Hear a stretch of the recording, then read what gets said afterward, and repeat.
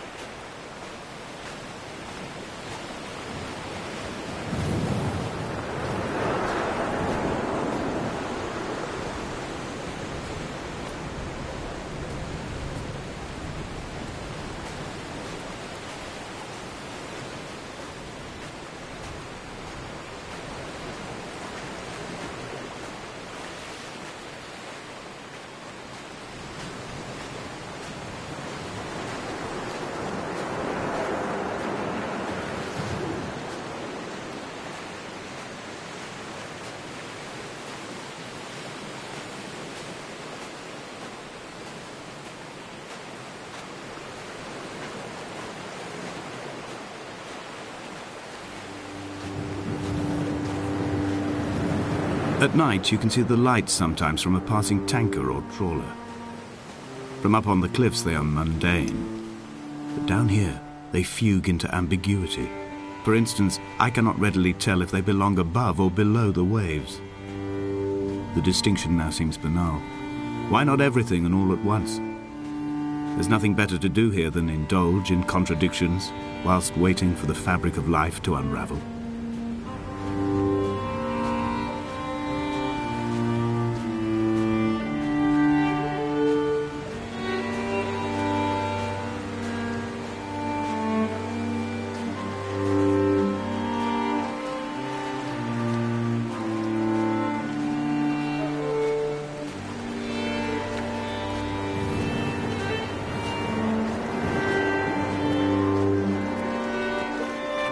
Dear Esther, I found myself to be as featureless as this ocean, as shallow and unoccupied as this bay, a listless wreck without identification.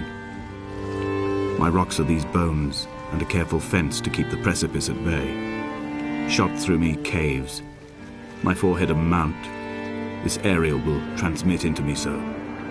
All overexposed, the nervous system, where Donnelly's boots and yours and mine still trample. I will carry a torch for you. I will leave it at the foot of my headstone. You will need it for the tunnels that carry me under.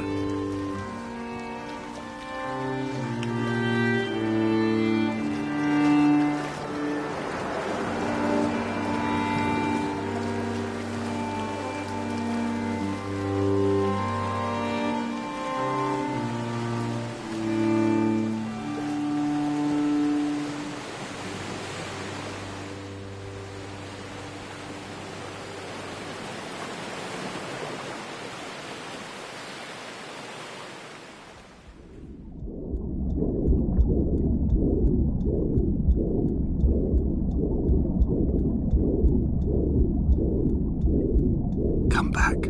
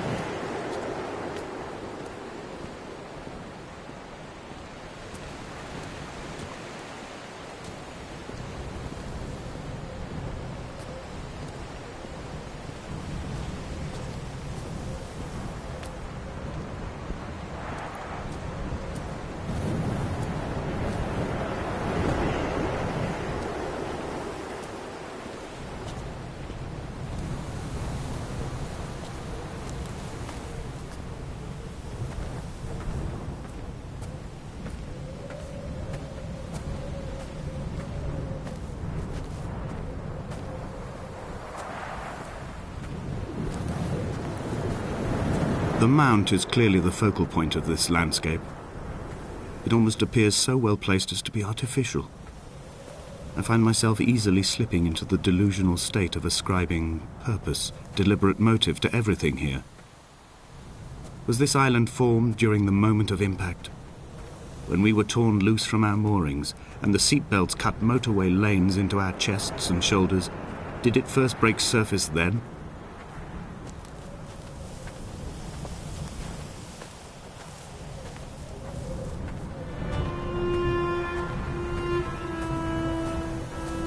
When someone had died or was dying, or was so ill they gave up what little hope they could sacrifice, they cut parallel lines into the cliff, exposing the white chalk beneath. You could see them from the mainland or the fishing boats, and know to send aid or impose a cordon of protection, and wait a generation until whatever pestilence stalked the cliff paths died along with its hosts. My lines are just for this: to keep any would-be rescuers at bay. The infection is not simply of the flesh.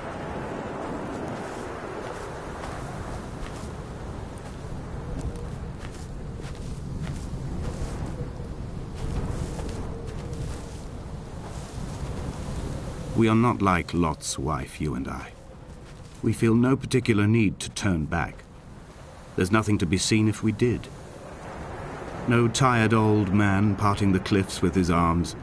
No gifts or Bibles laid out on the sand for the taking. No tides turning or the shrieking gulls overhead. The bones of the hermit are no longer laid out for the taking. I have stolen them away to the guts of this island, where the passages all run to black, and where we can light each other's faces by their strange luminescence.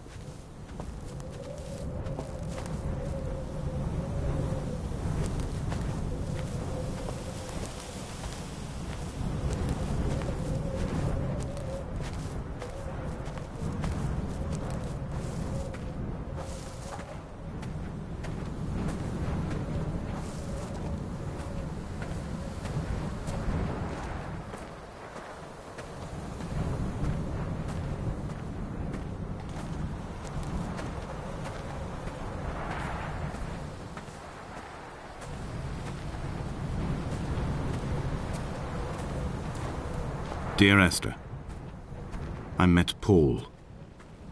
I made my own little pilgrimage. My Damascus, a small semi-detached on the outskirts of Wolverhampton. We drank coffee in his kitchen and tried to connect to one another. Although he knew I hadn't come in search of an apology, reason or retribution, he still spiraled in panic, thrown high and lucid by his own dented bonnet. Responsibility had made him old. Like us, he'd already passed beyond any conceivable boundary of life. This hermit, this seer, this distant historian of bones and old bread, where did he vanish to? Why, asked the farmers, why, asked Jacobson, why bother with your visions at all, if you're just to throw your arms up at the cliff and let it close in behind you and seal you into the belly of the island, a museum shut to all but the most devoted?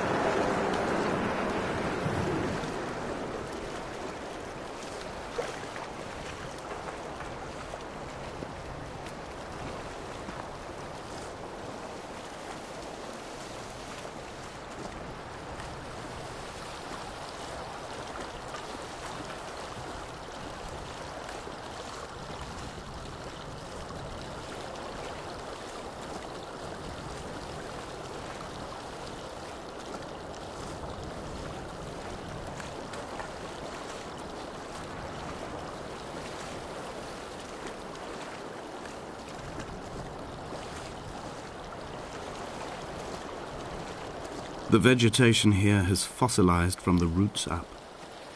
To think they once grazed animals here, the remnants of occupation being evidence to that. It is all sick to death. The water is too polluted for the fish, the sky is too thin for the birds, and the soil is cut with the bones of hermits and shepherds. I've heard it said that human ashes make great fertilizer, that we could sow a forest from all that is left of your hips and rib cage, with enough left over to thicken the air and repopulate the bay.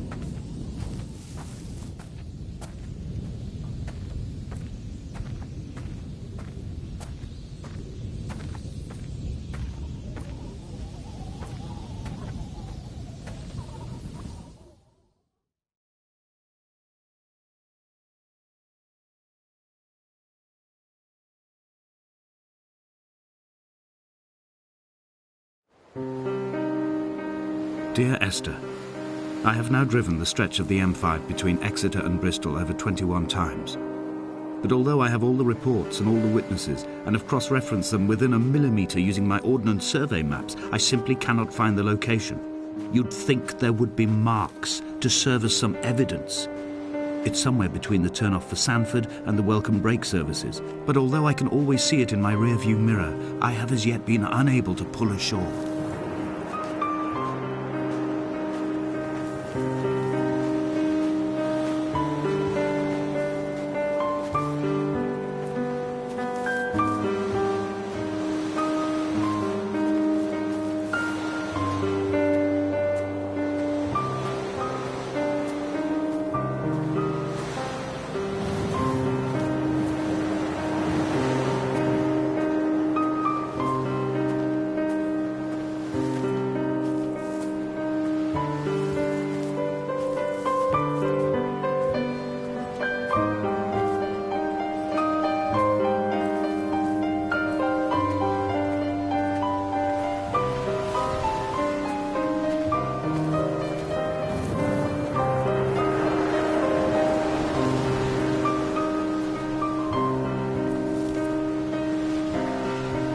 I've begun to wonder if Donnelly's voyage here was as prosaic as it was presented. How disappointed not to have found the bones of the holy man.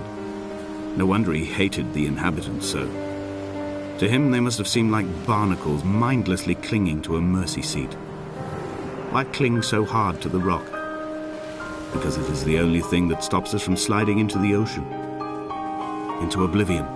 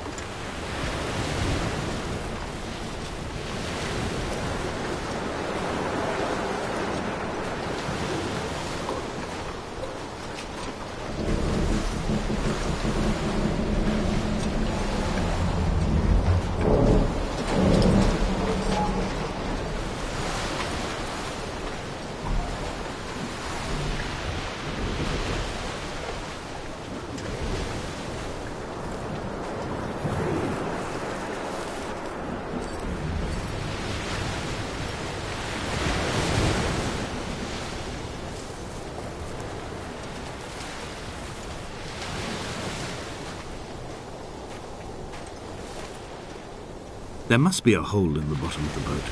How else could new hermits have arrived?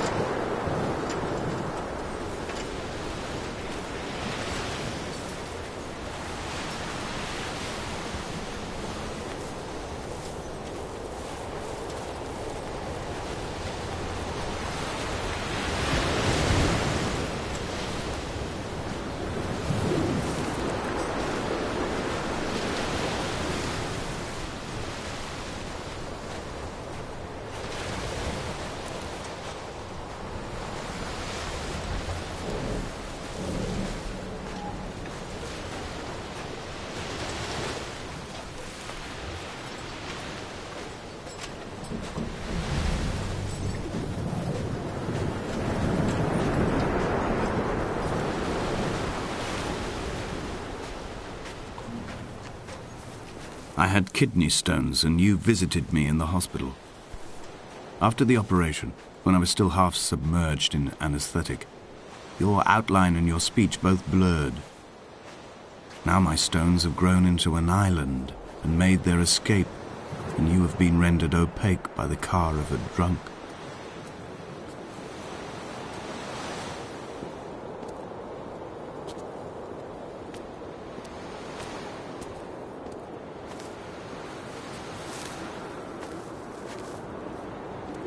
Is this what Paul saw through his windscreen?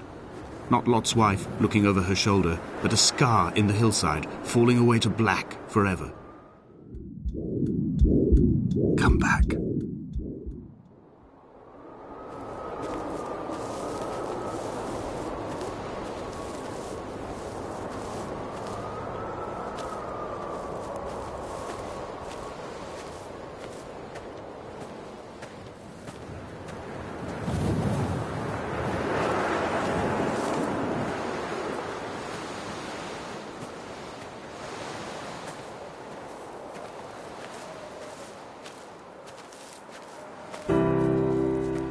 I've begun my ascent on the green slope of the western side.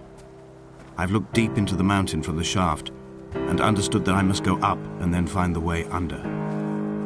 I will stash the last vestiges of my civilization in the stone walls and work deeper from there. I'm drawn by the aerial and the cliff edge. There is some form of rebirth waiting for me there.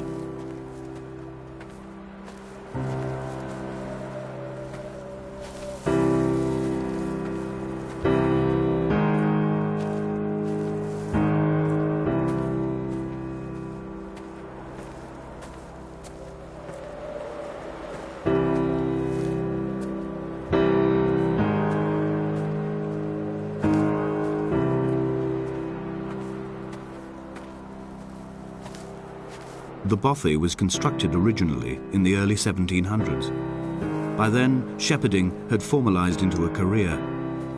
The first habitual shepherd was a man called Jakobsen, from a lineage of migratory Scandinavians. He was not considered a man of breeding by the mainlanders.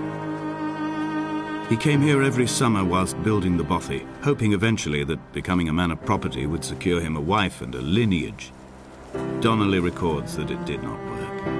He caught some disease from his malcontented goats and died 2 years after completing it. There was no one to carve white lines into the cliff for him either.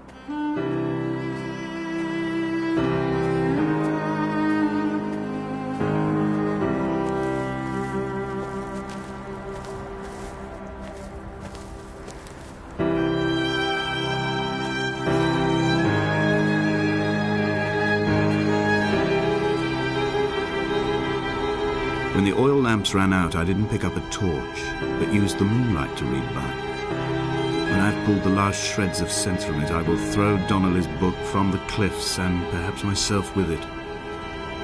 Maybe it will wash back up through the caves and erupt from the spring when the rain comes, making its return to the hermit's cave. Perhaps it will be back on the table when I wake. I think I may have thrown it into the sea several times before.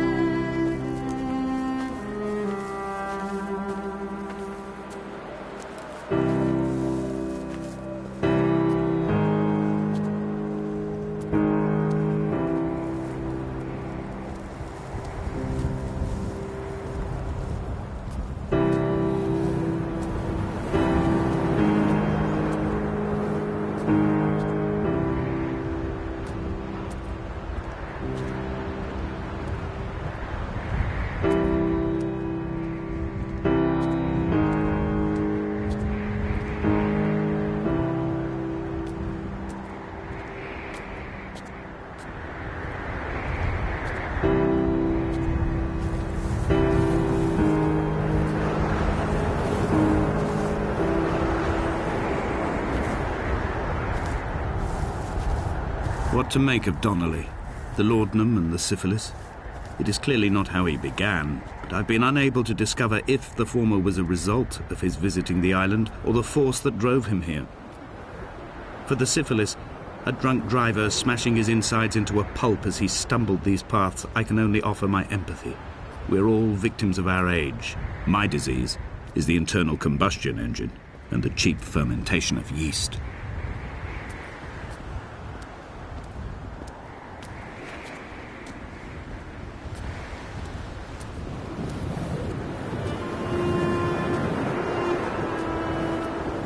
They found Jakobsen in early spring.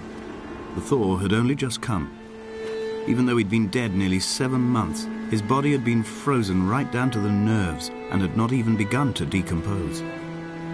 He'd struggled halfway down the cliff path, perhaps looking for some lost goat, or perhaps in a delirium, and expired, curled into a claw right under the winter moon. Even the animals shunned his corpse. The mainlanders thought to bring it home unlucky. Donnelly claims they dragged it to the caves to thaw out and rot, but he is proving an unreliable witness.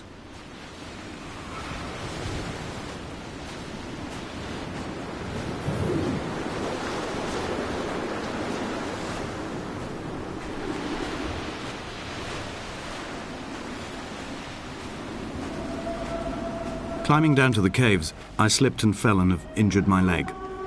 I think the femur is broken. It is clearly infected.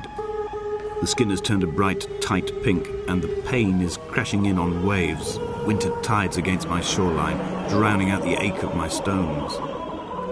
I struggled back to the bothy to rest, but it has become clear that there is only one way this is likely to end. The medical supplies I looted from the trawler have suddenly found their purpose. They will keep me lucid for my final ascent.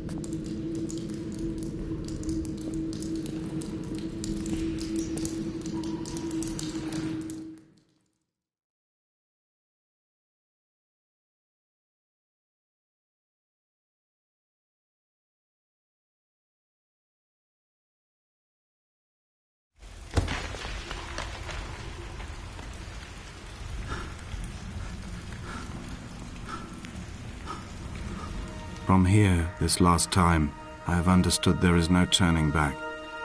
The torch is failing along with my resolve. I can hear the singing of the sea creatures from the passages above me, and they are promising the return of the gulls.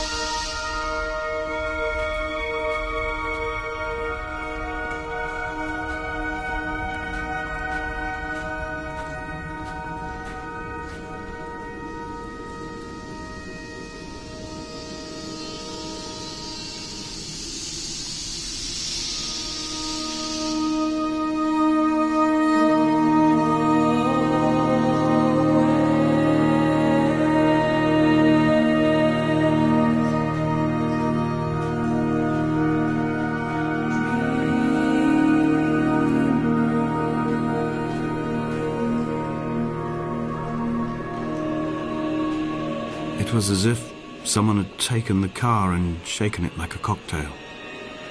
The glove compartment had been opened and emptied with the ashtrays and the boot. It made for a crumpled museum, a shattered exhibition.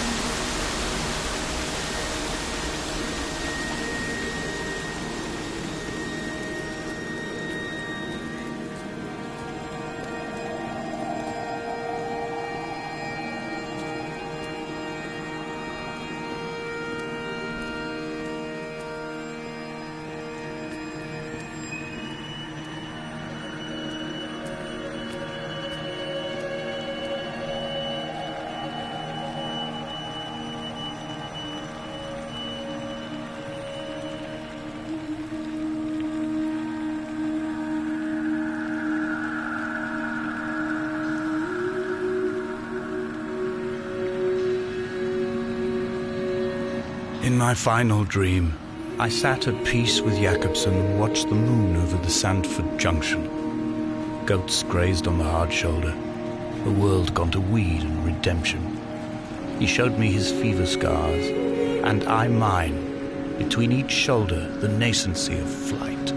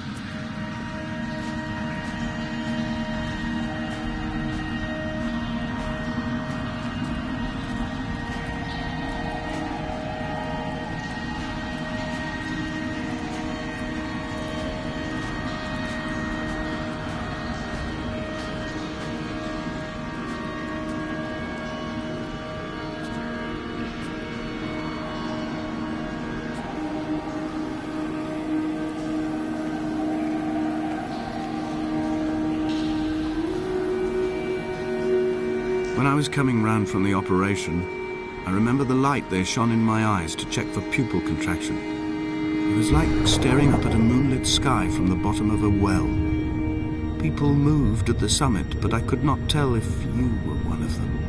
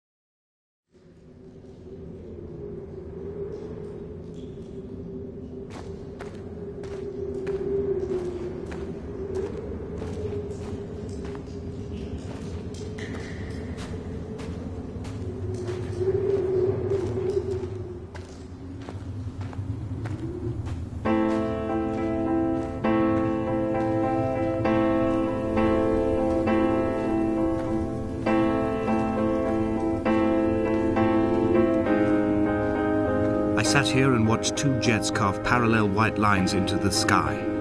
They charted their course, and I followed them for 21 minutes until they turned off near Sanford and were lost. If I were a gull, I would abandon my nest and join them. I would starve my brain of oxygen and suffer delusions of transcendence.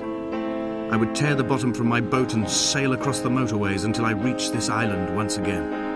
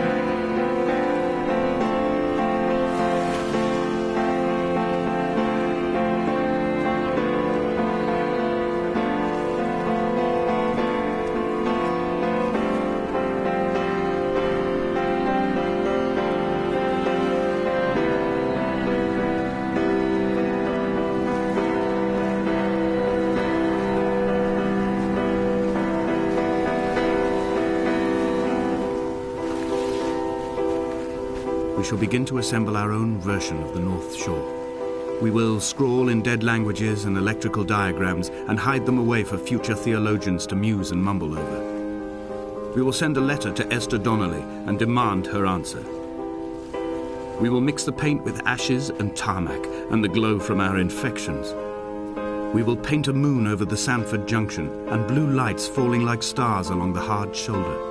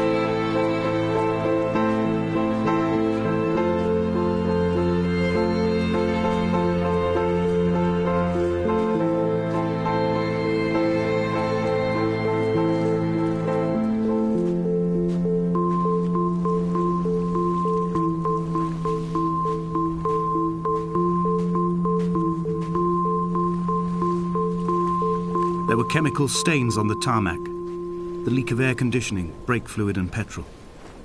He kept sniffing at his fingers as he sat by the roadside, waiting as if he couldn't quite understand or recognize their smell.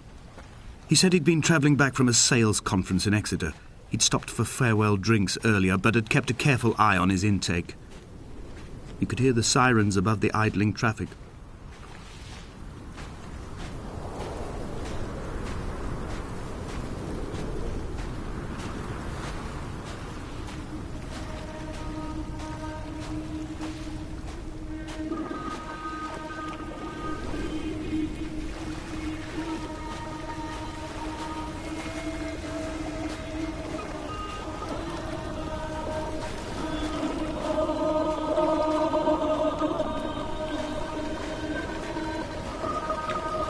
From here, I can see my armada.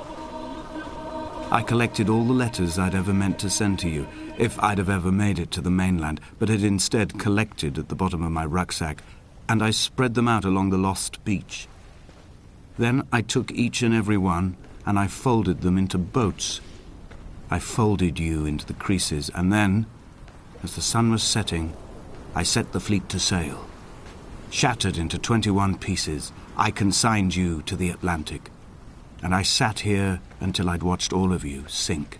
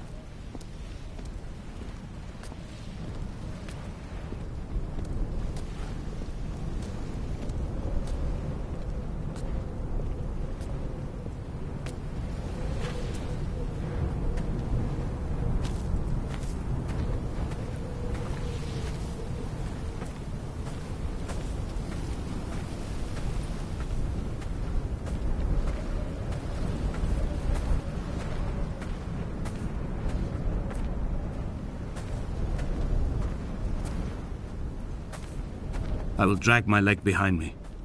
I will drag it like a crumpled hatchback, tires blown and sparking across the dimming lights of my vision.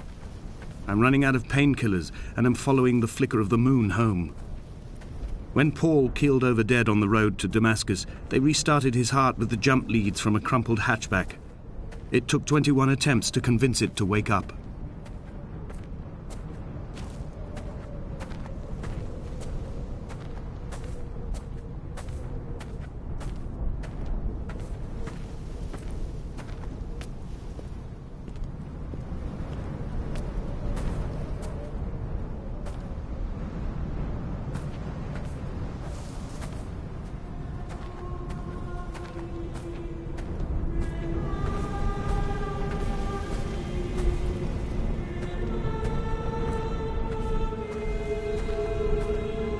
I've begun my voyage in a paper boat without a bottom.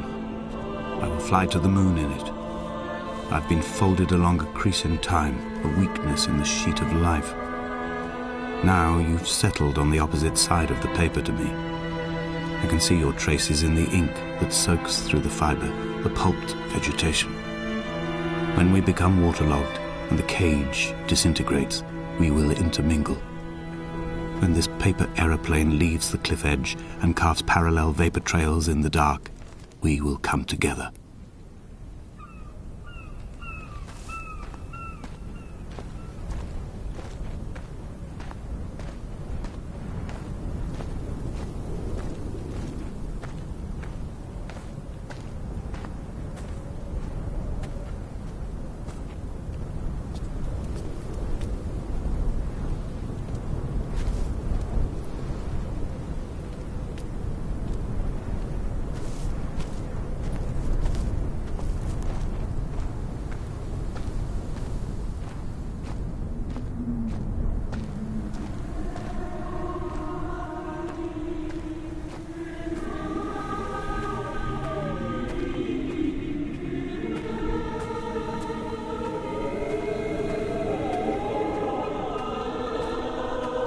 If only Donnelly had experienced this, he would have realized he was his own shoreline, as am I.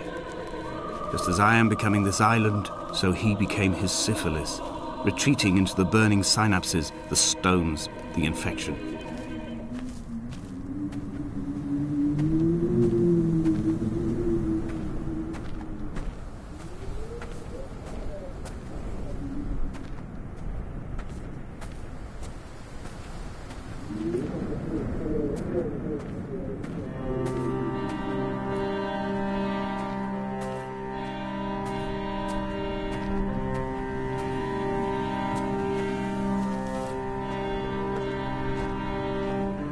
Bent back like a nail, like a hangnail, like a drowning man clung onto the wheel, drunk and spiraled, washed onto the lost shore under a moon as fractured as a shattered wing.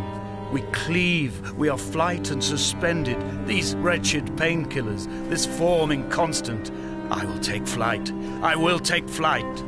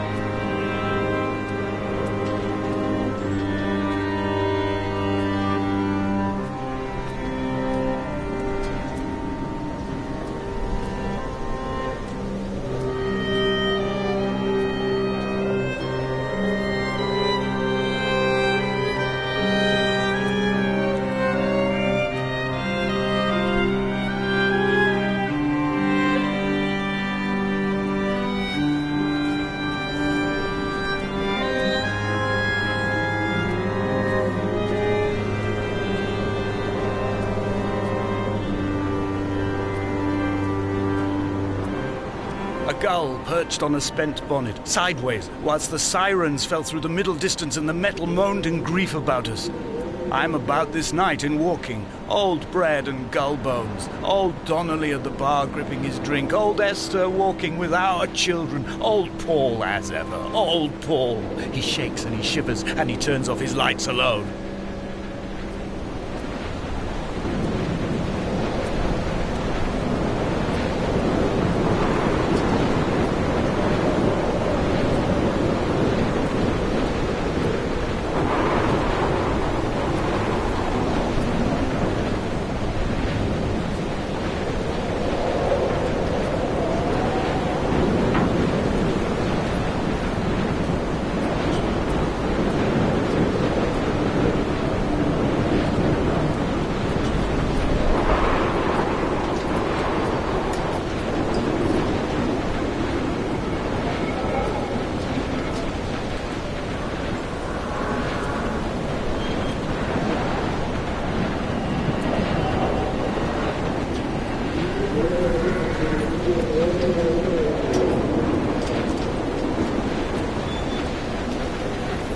I am the Ariel. In my passing, I will send news to each and every star.